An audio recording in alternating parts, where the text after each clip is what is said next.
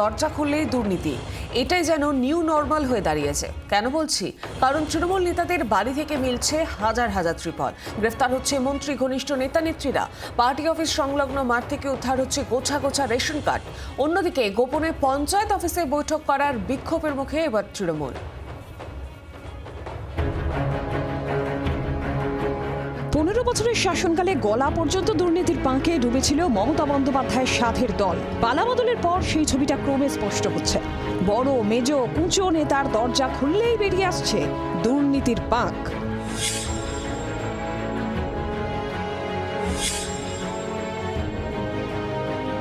প্রাক্তন বনমন্ত্রী বীরবাহা হাঁসদা ঘনিষ্ঠের বাড়ি থেকে প্রচুর ত্রিপল উদ্ধার করেছে পুলিশ।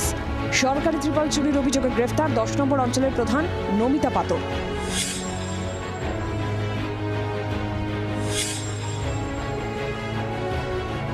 ডায়মন্ড হারবারের কলাগাছিয়ার দাপুটে তৃণমূল নেতা রাজু বাগ বিজু বাগ অভিযোগ, স্থানীয় একটি বিল্ডিংয়ে সরকারি ত্রাণ জমিয়ে রেখেছিলেন এরা।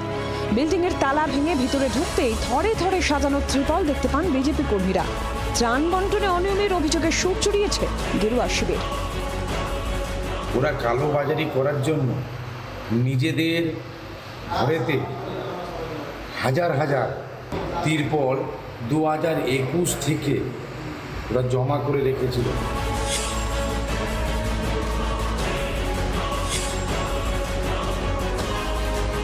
বীরভূমের সাঁইথিয়ায় তৃণমূলের পার্টি অফিসের পাশের মাঠে গোছা গোছা রেশন কার্ড পড়ে থাকতে দেখেন স্থানীয়রা।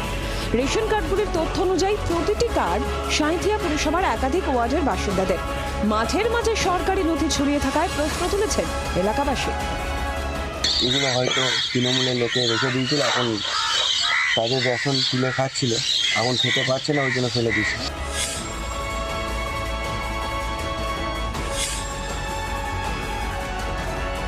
অন্যদিকে পশ্চিম মেদিনীপুরে তৃণমূল পঞ্চায়েত সদস্যদের আটকে রেখে চলল বিক্ষোভ। অভিযোগ, গোপনে দাসপুরের নন্দনপুরা গ্রাম পঞ্চায়েত অফিসে আগামী অর্থবর্ষের উন্নয়নমূলক কাজের বৈঠক ডেকেছিল তৃণমূল। খবর পেতেই পঞ্চায়েত অফিস ঘিরে বিক্ষোভে ফেটে পড়ে বিজেপি। উঠে চোর চোর স্লোগান।